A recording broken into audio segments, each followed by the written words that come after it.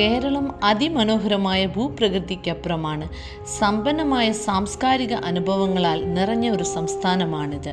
ഈ അത്ഭുതകരമായ ഭൂമിയുടെ ഹൃദയഭാഗത്ത് ആനകളും മനുഷ്യനും തമ്മിലുള്ള അതുല്യമായ ബന്ധം നൂറ്റാണ്ടുകളായി തഴച്ചു വളരുന്ന ഒരു സാംസ്കാരിക പൈതൃകത്തിൻ്റെ ജീവനുള്ള സ്മാരകങ്ങളായി നിലകൊള്ളുന്നു. കാലത്തിലൂടെയുള്ള അവരുടെ യാത്രയിൽ അവരെ അനുഗമിച്ച പുരാതന ജ്ഞാനത്തിൻ്റെ കഥയാണിത്. നെറ്റിപ്പട്ടം ധരിച്ച ആനകളുടെ പ്രകടമായ മഹത്വത്തിനപ്പുറം തലമുറകളുടനീളം ഈ മഹത്തായ ജീവികളുടെ ആരോഗ്യവും ക്ഷേമവും ഉറപ്പാക്കുന്ന പരമ്പരാഗത വൈദ്യശാസ്ത്ര വിജ്ഞാനത്തിൻ്റെ നെയ്തെടുത്ത എത്നോവിറ്റ്നറി രീതികളുടെ ഒരു മേഖലയുണ്ട്. തലമുറകളിലൂടെ കൈമാറ്റം ചെയ്യപ്പെട്ട ഈ പുരാതന സമ്പ്രദായങ്ങൾ പുരാതന ഇന്ത്യൻ ചികിത്സാ സമ്പ്രദായമായ ആയുർവേദത്തിൻ്റെ തത്വങ്ങളിൽ ആഴത്തിൽ വേരൂന്നിയതാണ്. പാപ്പാന്മാരും പാരമ്പര്യ വൈദ്യന്മാരും ആയുർവേദ ചികിത്സകരുമാണ് തലമുറകളായി കൈമാറ്റം ചെയ്യപ്പെട്ട ഈ ആചാരങ്ങളുടെ സൂക്ഷിപ്പുകാർ.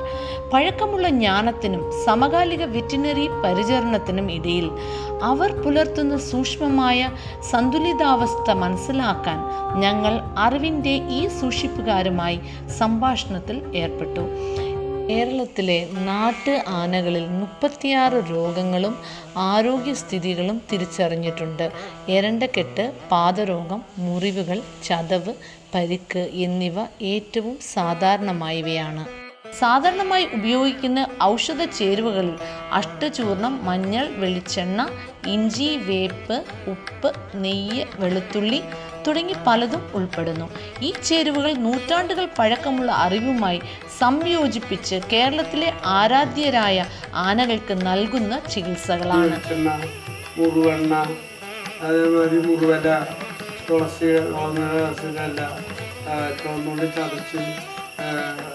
നമ്മൾ എണ്ണ നോക്കിയിട്ട് അതിൽ നമ്മൾ ലേശം ഭസ്മം അത് പറ്റി ലേശം മഞ്ഞപ്പൊടി അപ്പോൾ ചുവന്നോട് കൂട്ടണം എന്താണെന്ന് വെച്ചാൽ സപ്തിക്കാവാണ്ടിരിക്കാൻ മുറിയായുള്ള തങ്ങലപ്പാട് വന്നിട്ട് സപ്തിക്ക് വരാണ്ടിരിക്കാനാണ്. മലയാളം കാലണ്ടറിൽ കർക്കിടക മാസത്തെ മംഗളകരമായി കണക്കാക്കുന്നു. അത് ജൂലൈ 17 മുതൽ ഓഗസ്റ്റ് 17 വരെ നീണ്ടു നിൽക്കും. ഈ മാസത്തിൽ ആനകൾക്ക് പ്രത്യേക സുഖചികിത്സകൾ നൽകുന്നു. അത് മഴക്കാലം ആരംഭിക്കുന്നതിനോടൊപ്പമാണ്. ഉത്സവകാലം കഴിഞ്ഞാൽ മഴക്കാലത്ത് ആനകൾ വെറുതെ ഇരിക്കുന്നതാണ് ഈ ആചാരത്തിന് കാരണമെന്ന് പറയപ്പെടുന്നു.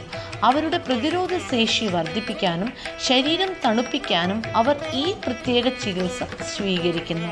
എന്നിരുന്നാലും ഈ സമ്പ്രദായം എല്ലാ ആനകൾക്കും പിന്തുടരാനാവില്ല.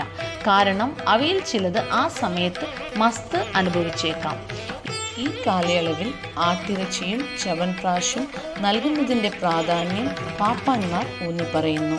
ക്ഷേത്രങ്ങളിലെ ആനകൾക്ക് ചെറുപയർ, അരി, മഞ്ഞൾപ്പൊടി, റാഗിപ്പൊടി, ഉപ്പ്, ചവൻപ്രാശം, അഷ്ടചൂർണം, ന്യൂട്രീസൽ പൗഡർ, ഷാർക്കോഫെറോൾ, ഫൈബർസം എന്നിവയുൾപ്പെടെയുള്ള ഒരു പ്രത്യേക ചിട്ടയാണ് പിന്തുടരുന്നത്. മാതംഗലീല, ഹസ്തി ആയുർവേദം, ഗജശാസ്ത്രം, കൗടില്യൻ്റെ അർത്ഥശാസ്ത്രം തുടങ്ങിയ പുരാതന ഗ്രന്ഥങ്ങളിൽ ഈ സമ്പ്രദായങ്ങൾ പരാമർശിച്ചിട്ടുണ്ട്. ഈ പേജുകൾക്കുള്ളിൽ പൊതിഞ്ഞ ജ്ഞാനം മനുഷ്യരും ആനകളും തമ്മിലുള്ള ശാശ്വതമായ ബന്ധത്തിൻ്റെ തെളിവായി വർത്തിക്കുന്നു. പാരമ്പര്യവും സംരക്ഷണവുമായി പൊരുത്തപ്പെടുന്ന മേഖലയിൽ കാലത്തിൻ്റെ സാക്ഷികളായി നിലകൊള്ളുന്ന എത്നോവിറ്റ്നറി സമ്പ്രദായങ്ങൾ രേഖപ്പെടുത്തുകയും സംരക്ഷിക്കുകയും ആഘോഷിക്കുകയും ചെയ്യേണ്ടത് അടിയന്തരാവശ്യമാണ്.